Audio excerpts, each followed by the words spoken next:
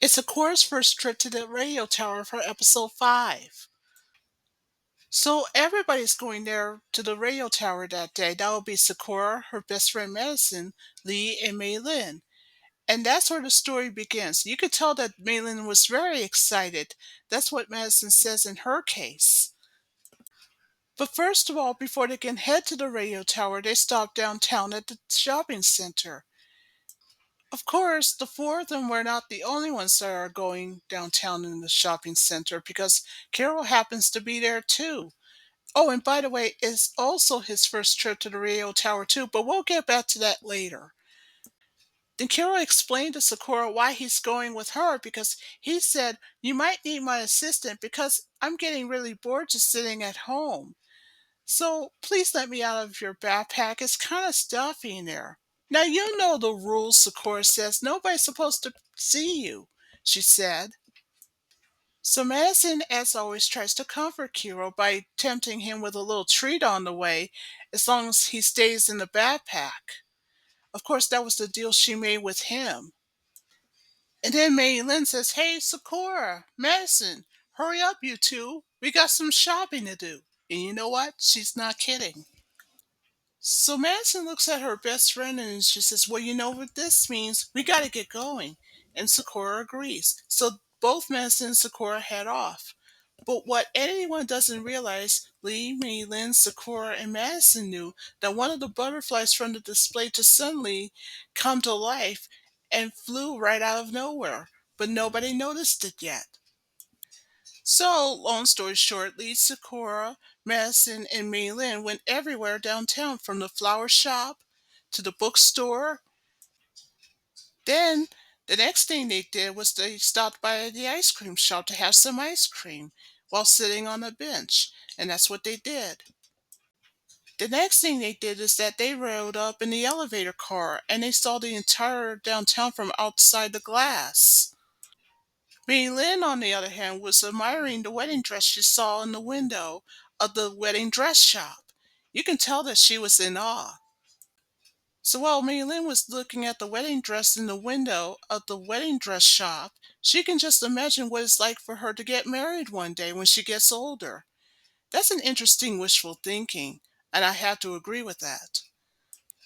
Well, back with Mei Lin, when continues to stare at the wedding dress in the window of the wedding dress shop, she's not the only one because Madison and Sakura were looking at it too, and they too were in awe. The next thing they did was to take some pictures in a photo booth, 3 of them to be exact, one for each frame. And after the pictures were done, they were looking at it, and they were very excited.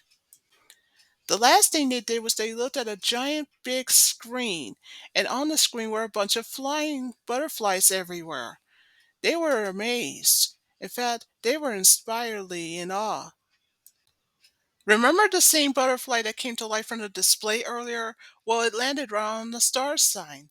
So Benson suggested that they should all go to the theater together to see what kind of movies they're playing there. But when Kiro pops out of Sakura's backpack, he has a better suggestion to try out that whack-a-mole game, and it's the giant one that he's ever seen. He suggested that he should give that a try. Then Sakura says, "You mean that giant whack-a-mole game over there?" And Kiro says, "Yeah, let me try it out." And he begged and pleaded to let him play it, but Sakura wouldn't allow it because she says that there's a problem. If anybody sees Kiro, that she's going to be in serious trouble. So Kiro told Sakura, "Well, since that's the case, why don't you play for me and I'll just watch you?" And of course, hearing that makes Sakura surprisingly shocked. So you know what this means. Sakura didn't hesitate to try the whack-a-mole game. Well, you know the saying, it's the first time for everything, even in Sakura's case. Well, during the game, guess who decided to lend a hand to coin the phrase? That would be Mei Lin. Well, you know what they say, two hammers are better than one. So both Sakura and, of course, Mei Lin had a go at the whack-a-mole game. And they did really, really well. Now that's what I call teamwork.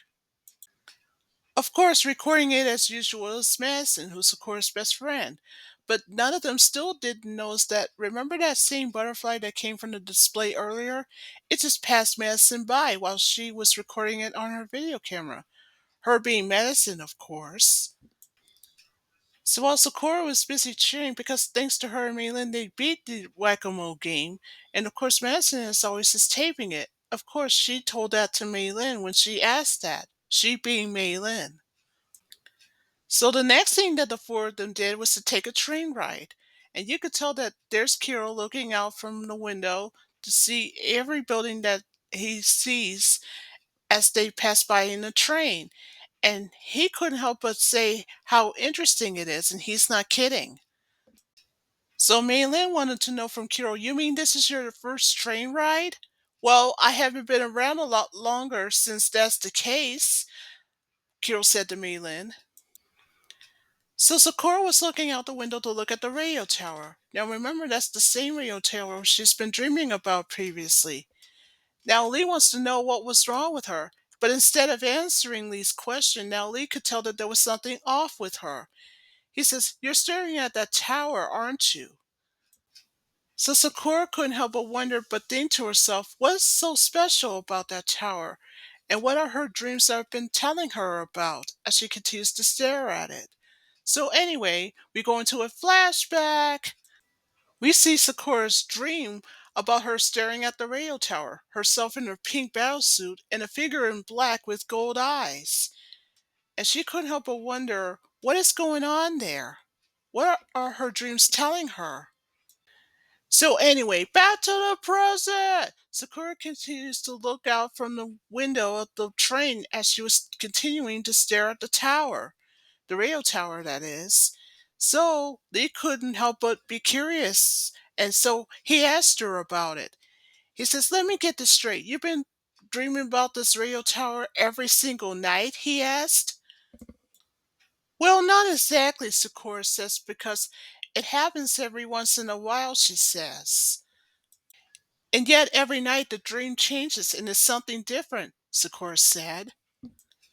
But the weird thing about it, Sakura says, and then she pleads her case that maybe Lee's in her dreams as well. At least that's what she suspected. Lee finds this very, very interesting, and he started to agree with her and thought, this is weird. And you know something else, Sakura says? Then she told Lee the day that she had met Miss McKenzie, their substitute teacher, lately. And she might have suspected that she's also that tower in her dreams as well. So Lee asked Sakura, what does Miss Mackenzie have to do with your dreams anyhow? Then Sakura couldn't help but think to herself the exact same thing. And that's when they noticed the exact same butterfly that's now on the rack of the train. But nobody's looking at it. That's because nobody noticed it yet. Well, good news. Madison, Sakura, Lee, and Maylin had just arrived at the radio tower, and that was the last train stop anyway. So when Maylin says, we're here. So you know what this means. All four of them got off, along with a strange butterfly that was also there. It flew out the train as well. So back with Lee, Madison, Sakura, and Maylin, they had just arrived at the radio tower, and they could tell how big it is. They were in awe, and they were very amazed by the sight of it. And they couldn't wait to go inside of it either, because what's the big thing about it is that the radio tower has the observation deck. Let's not forget about Kero, who's also there. He too sees the radio tower, the same one that Sakura's dreaming about. He was amazed by the size of it. He too was in awe. So before the five of them can go inside, that's when Maylin wants to know from Sakura, you're not scared of heights, are you? Of course not, Sakura said. So when Sakura looks at the radio tower for the last time, she couldn't help but what's going on in her head. She has an odd feeling about it. Now Madison's getting worried and concerned about Sakura. But Sakura just brushed it off and says, I'll be all right. Let's all go inside. So that's what all five of them did. Lee, Sakura, Madison, Lee, and Kiro. So when Sakura goes in first, but what she doesn't realize,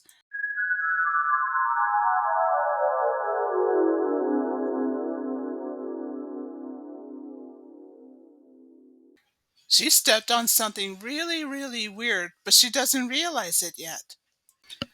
I'm not sure it was Madison who asked the question, but she wanted to know what was up with Sakura. And Sakura says, "Well, I know that sounds crazy, but I just stepped on something really weird." But Madison dismisses Sakura and said, "Well, there's nothing there now." So Maylin says, "I don't know about you guys, but let's go to the observation deck." So that's what all of them did. So long story short, after that elevator car ride, that's when the four of them got off the elevator. And they arrived at the observation deck of the radio tower. So long story short, now that Sakura's been woken up thanks to Kero, that's when she and her friends saw the outside of the observation deck of the radio tower. They were amazed by the view of it. Then Sakura looks out the window to look at the building that's right across the way. And she couldn't help but say to herself, that's the same building that she was standing on in her dreams. The roof of it, to be exact. So long story short, after that dream sequence flashback and then back to the present, Kira was told by Sakura that this is just like what she was dreaming about previously. And she couldn't help but wonder what is going on. What is the dreams trying to tell her? Is it a premonition? So Madison made a suggestion with her best friend that they should have something to drink at that concession stand over there. And so Sakura agrees. And so that's what both of the girls, Madison and Sakura, did, and along with Lee and Mei Lin. So by the time that Sakura and her friends arrived at the concession stand, that's when she sees her brother Tori working there. But wait, Tori's not alone because also there was his best friend, Julian. He too works at the concession stand just as Tori did. When Kiro comes out of Sakura's backpack, that's when Julian said hello to him. Now Sakura finds this very, very weird. How could Julian had said Kiro's name even though he and Kiro never even met? Now this is really weird. So long story short, after Kiro said hello to Sakura's brother Tori, that's when she was asking, "What's going on here?" Well, Kiro says, "I hate to brace you for a shock, but this isn't real. This is only a dream." So back with Sakura, the moment she woke up, it was late at night. She's still at the observation deck. And by the time she woke up and got up from the floor and looked out the window, that's when she realizes that what she saw was really, really strange. It's the next portion of her dream. And then what she saw next was unbelievable. She sees herself in a pink battlesuit. And of course, with Kiro flying next to her and has a staff in her hand. She was standing at the exact same building as she saw in her dreams. But that's not all. She also saw something or someone that was also there. And she's standing there and she has flowing hair and she has a moon bell, just like in episode 26. Now remember, that's the same moon bell that Miss Mackenzie used. But that's still not all because, long story short, Miss Mackenzie was wearing a short pink dress and she's looking at Sakura on the other side. Then Sakura was asking Kiro and Miss Mackenzie to help her, but no matter what she did to try to call them for their attention, nothing happened. And she continues to stare outside from the window, looking at herself in a pink bathing as she was dreaming about previously, since last season, of course. But then all of a sudden, someone was calling her name. It's her other self. And she was touching the real Sakura from the other side of the window. And you know what she did next? She projected herself to meet the real Sakura face to face in front of her. Now that is really, really weird. Then Sakura's other self told her something really strange. She says, "It's going to be all right. All you have to do is trust yourself," she said. So after the real Sakura nodded, that's when her other self disappeared out of thin air. Then before you know it, flashback, we go back to season one, the beginning of the episode one, of course. That's when Sakura finds the cloud book downstairs in her father's study, and how she was chosen to be a card captor because she had accidentally set the cloud cards free. And that's why she met Kero, who had chosen her. Then we go back to episode 8. That was at the time that Sakura has met her rival, Lee Shuron, from Hong Kong. And together, thanks to their teamwork, they have captured the Thunder Card when Sakura and he began working together. And how? By Sakura using the Shadow Cord, of course. Then we go back to episode 22. It was at the time that both Sakura and her best friend went to the university where both her and Tori's father worked. But at that time, after she captured the sleep card, she blamed herself for ruining all of her father's research, as we recall back in that episode. And then we go back to episode 24, when at the time when Sakura was shrunken down to size, thanks to the little cord that she found in her father, and then let's not forget Tori's father's upstairs bedroom. Then we go back to episode 23. It was at the time that when at Sakura's school late at night, that's when Sakura, Madison, Lee, and Mei Lin had came up with a plan to lure the song Card's form. And let's not forget, Sakura's best friend Madison did just that. Enough time for Sakura to capture it, of course.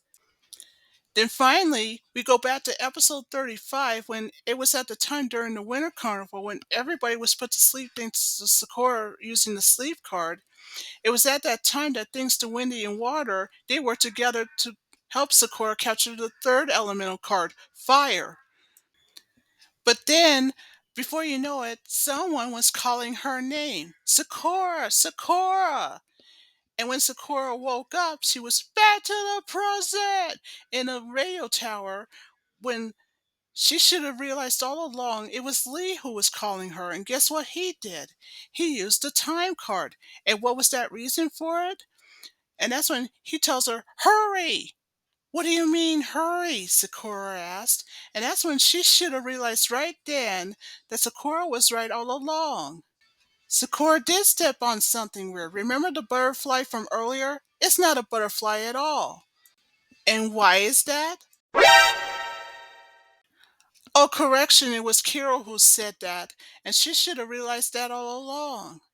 So Lee says, You gotta hurry up and seal it, fast. No wonder Sakura's falling under a dream, because she stepped on a cloud card that was from earlier, and she didn't even sense it. She doesn't know it up until that very minute. So Sakura knows what to do. She transforms her key into a staff like she always does.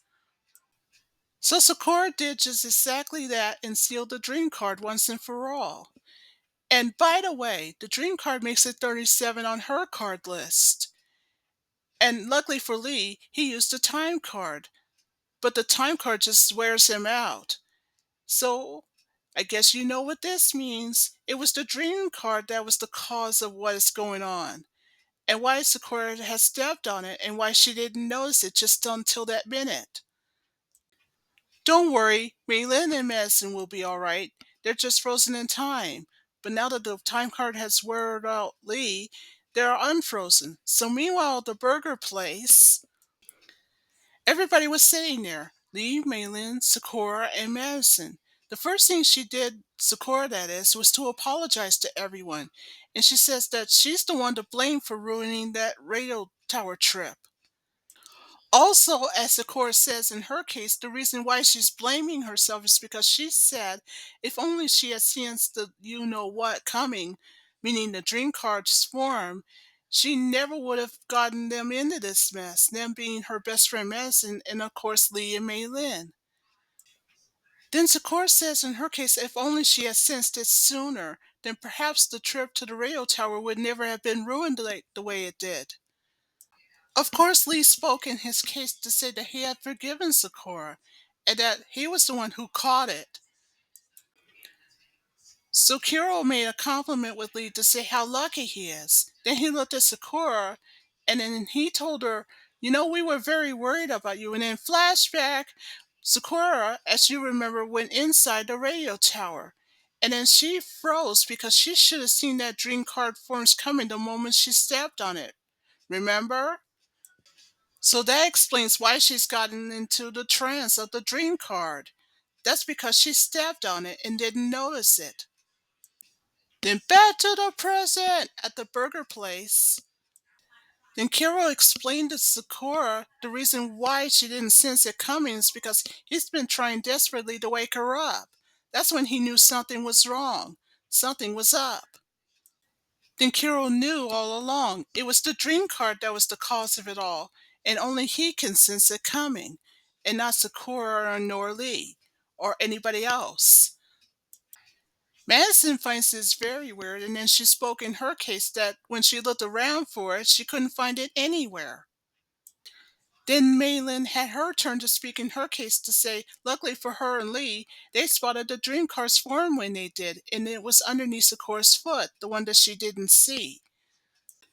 At first, Maylin was going to tell her in her case that, the dream card belongs to Lee, makes it his sixth. But on the contrary, when Maylin hugs Lee, that makes the dream card going to Sakura. So Maylin, on the contrary, the dream card still belongs to Sakura when she looked at it. Sakura, that is. And then she wanted to know from Kiro, you mean to say that everything that I sensed earlier, the visions, the premonitions, was all just a dream? That's what she was asking him. So Kiro, in his case, not only says that everything that Sakura has was only a dream and that it isn't real, but she couldn't help but ask if it were. And so he tells her what the dream card did. And then he told her, you should pay more attention to what the dreams have been telling you. The visions and the premonitions that you had, he said. So, in other words, what Kira was telling her that those dreams that she's been having lately were premonitions on things to come, what's in store for her. Then Sakura starts to put two and two together. The figure in black with gold eyes, herself in a pink battlesuit with flying cards and Kiro flying next to her. What does it all mean? Sakura thought, as she's continuing to stare at the dream card that she had caught earlier inside the radio tower. What's going on? What does this dream mean? Then Sakura remembers her other self in the dream that tells her everything's going to be fine. So back to the present. Now that Sakura has 37 cards on her list so far, and she couldn't help but what Kiro had told her. Premonition. That's what the dream means for her. But what's going to happen with Sakura when that dream, whatever it may be, does come true? She couldn't help but think to herself. And oh, and as for Lee, he still has 5 cards on his list. So what does this premonition mean for Sakura? I can't say for sure. And I guess there's only one way to find out. But for now, that's the end of episode 5.